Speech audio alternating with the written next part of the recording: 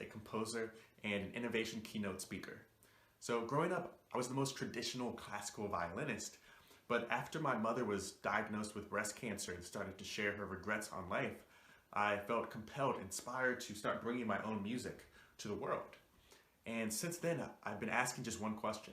When it comes to our own lives and work, are we writing new music? Or are we just playing notes that we've been handed from the past?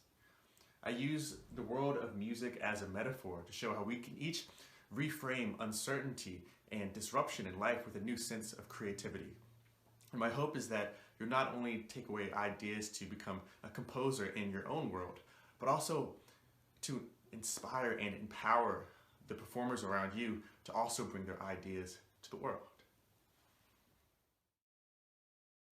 Now, there are certainly moments in life and work in which disruption pushes us out of this comfort zone, whether we like it or not. So what do we do in those moments? How do we become the improviser? Well, it's important first to note that improvisation is a game of call and response. One performer on stage will offer a melody, and the other performer, before they take the music in a new direction, they hear and accept that melody and fuse it into their own. In life, we often struggle to become the improvisers in our work because we try to take the music in a new direction before we have fully heard and accepted the notes that we've been offered. When we are handed music from life that doesn't exactly line up with our expectations, when we are handed music that's an inconvenient reality, we often continue with our own melody. We cannot fully hear the call that we've been offered because the music in our mind is drowned out with sounds of what should have been, what could have been. And because we have not fully harmonized with this other music, the only thing that we are left to create is dissonance.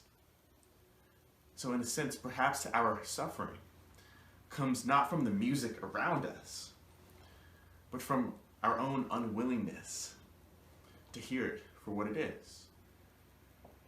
And so in your own life, your own work, have there been notes presented to you on stage that you didn't see coming?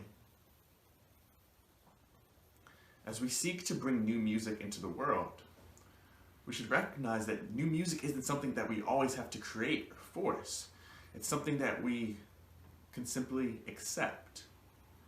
And so a question I invite you to think about is, if you woke up 1 year from today to learn that you created a masterpiece out of these inconvenient notes that you've been handed, what might you have done to make that happen? What might you have done to make that masterpiece out of the music that you've been handed today? Now, after we've handed off the music to the performers around us, it's time for them to actually play. And let us remember that the conductor is the most powerful person on stage, but they do not make a sound at all. And that's because what gives the conductor power is their ability to hear the music that's right in front of them.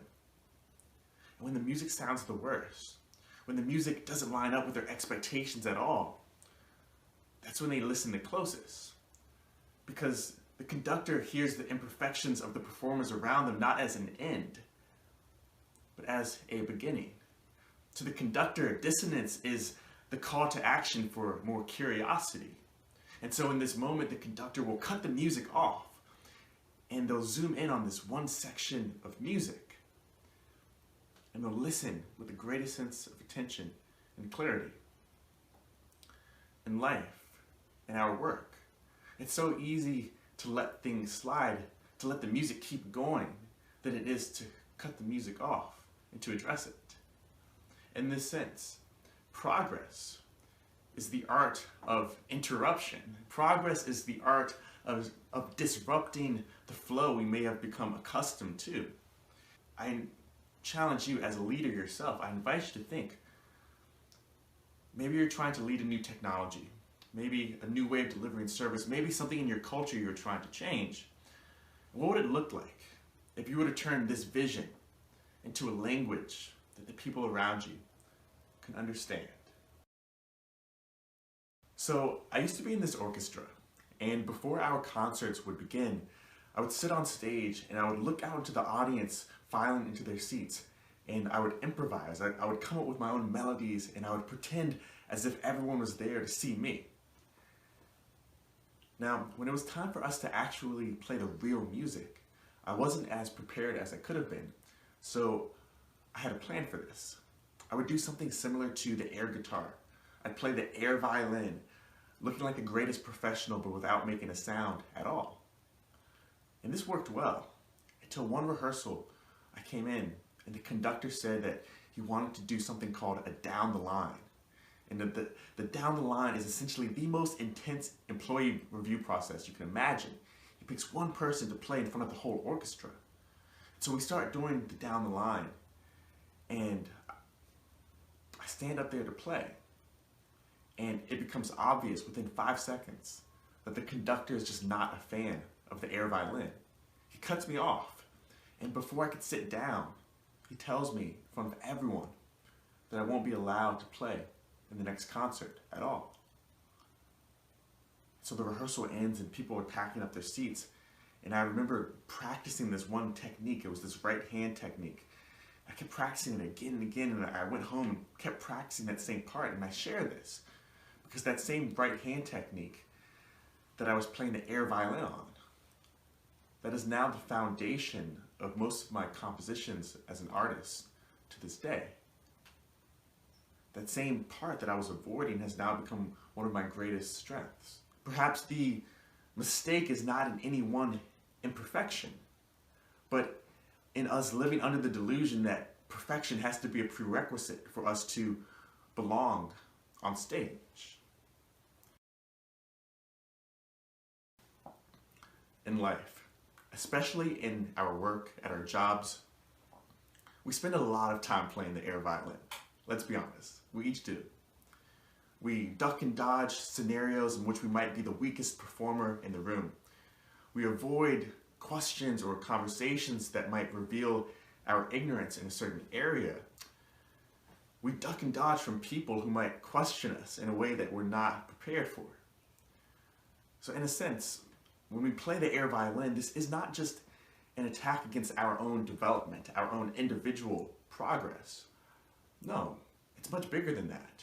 The air violin is an offense against organizational efficiency in its entirety.